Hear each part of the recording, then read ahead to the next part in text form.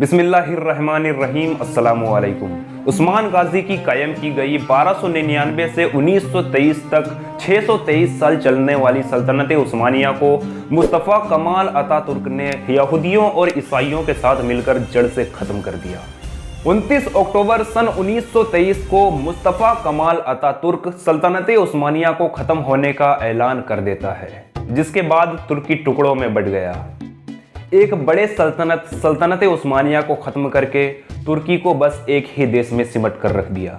Media और ख़ासकर YouTube में ये बहुत बहस छिड़ी हुई है कि ट्रीटी ऑफ लुसाने का मुआहिदा 1923 में कुछ मुल्कों के साथ किया गया था, अब वो 2023 में ख़त्म हो रही है, जो कि 100 साल का एक मुआहिदा माना जाता है, जिसके ख़त्म होने के बाद तुर्की अपने ज़मीन से तेल निकाल सकेगा और उसे बोस्फोरस समंदर पर हुकूमत हासिल होगी और समंदर से ट्रांसपोर्टिंग टैक्स काटेगा, जिसके जरिए तुर्की को बहुत मुनाफा होगा।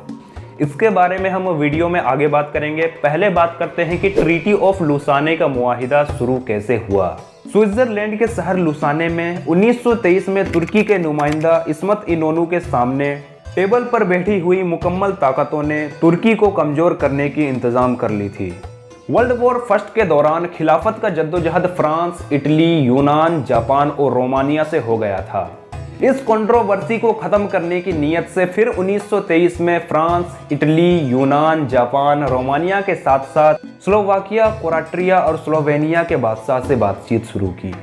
इसके नतीजे में स्विट्जरलैंड के बातचीत के 8 महीने बाद एक समझौते पर निशान किए गए। हैरान करने वाली इस मुआहिदे की कोई डेडलाइन यानी आखिरी तारीख नहीं है। लुसाने के मुआहिदे के तहत आज के तुर्की के पास जो भी हुदूद है, इसे तस्लीम कर लिया गया। इस मुआहिदे में कहीं भी नहीं लिखा था कि ये 2023 में ख़त्म हो जाएगी।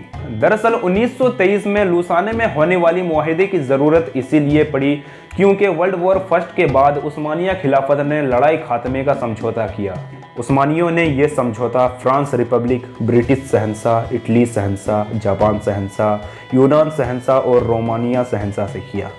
इस मुआहिदे को ट्रीटी ऑफ सेवरेस कहा जाता है।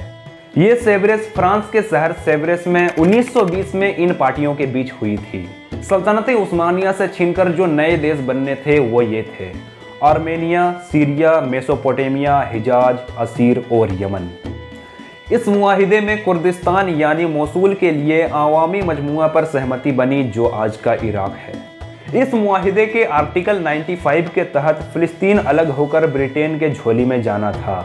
यहूदियों को फ़िलिस्तीन में बसने का हक भी 1920 में सेवरेस के मुआहिदे में दिया गया था।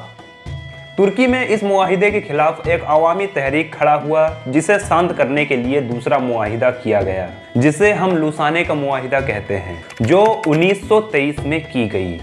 इस मुआहिदे में ना ही कोई आखिरी तारीख और ना ही ये फैसला किया गया कि 100 साल बीतने के बाद तुर्की को फिर से वो ताकतें मिल जाएंगी जो उसके पास पहले थी। अलबत्ता इतना ज़रूर है कि आज के तुर्की के रिकॉग्नाइज्ड को हासिल करने में मुस्तफ़ा कमाल अतातुर्क ने कामयाबी हासिल की। आपको ये बताता चलूँ कि मुस्तफ़ा कमाल अतातुर्क सल्तनत उस्मानिया के मिलिट्री जनरल भी रह चुके हैं। इस मुआहिदे में तुर्की में बसे ईसाइयों, साइप्रस और यूनान में बसे मुसलमानों को लेकर सहमति बनी थी। ये मुआहिदा तो तुर्की के सल्तनत उस्मानिया का रहने वाले इलाकों को हारने का सरकारी ऐलानी खत था। इस मुआहिदे से तुर्की ने साइप्रस, यूनान के कुछ हिस्से, इटली के डेडेचीनी आइलैंड, सूडान और मिस्र को गंवाकर एक देश पर तसल्ली कर ली थी। तुर्की के सल्तनत उस्मानिया से जितने भी देश बिछड़े, उनका सारा नाम आपके स्क्रीन पे मौजूद है। तुर्की आज भी सेवरेस और इसके बाद लुसाने मुआहिदे को लेकर शर्मिंदा है। तुर्की के मौजूदा प्रेसिडेंट रजब तैयब अर्दोगान बहुत ही ज़हीन नेता हैं। वो चाहते हैं कि 3 टर्म के बाद भी वो देश पर अपना सियासी कंट्रोल बनाए रख सकें। इसके लिए वो सॉफ्ट पावर के तौर पर दिरिलिस अर्तुगरुल जैसे वेब सीरीज़ के जरिए से तुर्की के लिए एक नर्म और बहादुर देश की तस्वीर बनाए रखना चाहते हैं। वो ये वहम भी ख़त्म नहीं करना चाहते हैं कि साल 2023 में देश में कुछ बदलेगा या नहीं। तुर्की ने कुरुलुस उस्मान और दिरिलिस अर्तुगरुल जैसे सीरीज़ बनाकर तुर्क कौम परस्ती को बढ़ावा दिया जा रहा है, ताकि तुर्कों में कौम परस्ती की एहसास अभी से जिंदा की जाए और जब कभी ज़रूरत पड़े इन सीरियल से बने सॉफ्ट पावर की बदौलत तुर्की को लोगों की राय हासिल रहे। साल 1920 में हिंदुस्तानी मुसलमानों के जरिए सल्तनत को बचाने के लिए तहरीक चलाया था।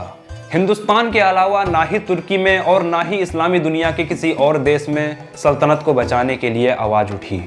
हिंदुस्तान का आज़ादी के वो बड़े नेता जो ब्रिटिश के गुलामी से लड़ रहे थे, उन्होंने ही खिलाफत तहरीक चलाया था। इनके नाम हैं मौलाना अबुल कलाम आज़ाद, मौलाना शौकत अली जौहर, मौलाना मोहम्मद अली जौहर और महात्मा गांधी जैसे बड़े नेताओं ने तुर्की के खिलाफत उस्मानिया को बचाने के लिए तहरीक चलाया। अल्लामा इकबाल जैसे बड़े शायर ने खिलाफत को बचाने के लिए चंदा तक किया। इसी दौरान अपनी एक नज़म कहते हुए उनके आंखों से आंसू बह निकली थी। उस वक्त अल्लामा इकबाल के ज़बान पर उनके नज़्म के वो कीमती असरात थे। मगर मैं नज़र को एक अगीना लाया हूँ, जो चीज़ इसमें है जन्नत में भी नहीं मिलती। झलकती है तेरी उम्मत की आबरू इसमें, तारा बलस के शहीदों का लहू है इसमें।